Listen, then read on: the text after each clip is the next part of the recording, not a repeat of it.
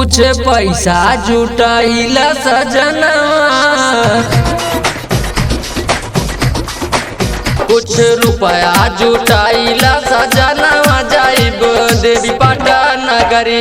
कुछ रुपया जुटाइला सजनवा जाइब देवी पाटन नगरी। पाटन नगरी राजा पवन नगरी हो, पाटन नगरी राजा पाटन नगरी हो।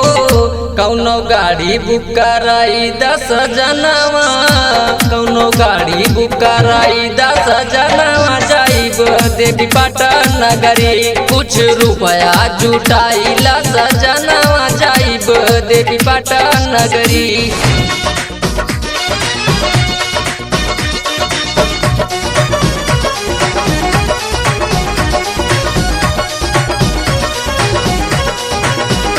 पूजा के थाली सजाए ले लुका, पर शादी मंगाए ले लुका, भोरे भोरे चुनरी चढ़ाए दे बुका, दुर्गा माँ के मनाए ले बुका। जय जय जय जय जय। चले के तैयारी तू करिहा करिहा, ऊंचे चढ़ाई नहीं डरिहा डरिहा। नवमी में चलाय रानी देरी नहीं करिहा, कठिन डगरी बा कठिन डगरी। कुछ पैसा जुटाइला सजनवा जाइब देवी पाटन नगरी। कुछ रुपया जुटाइला सजनवा जाइब देवी पाटन नगरी।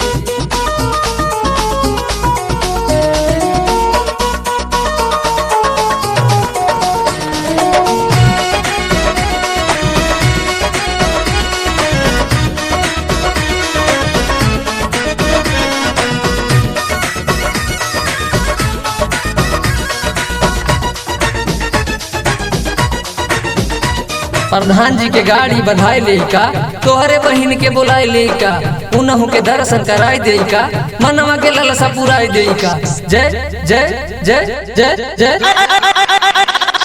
माँ के दर्शन करे सेवक लोग जाई है, जितेंद्र गा के पचरा माई के सुनाई है। आइल दर पे प्रिंस तिवारी दर्शनवा दिए कहिया के माई दुलरी, के माई दुलरी।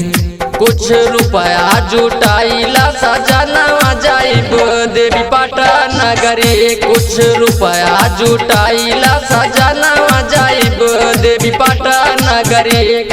पाटन नगरी राजा पवन नगरी हो, पाटन नगरी राजा पाटन नगरी हो। कौनो गाड़ी बुक कराई 10 जनवा, कौनो गाड़ी बुक कराई 10 जनवा जाइब देवी पाटन नगरी। कुछ रुपया जुटाइला सजनवा जाइब देवी पाटन नगरी।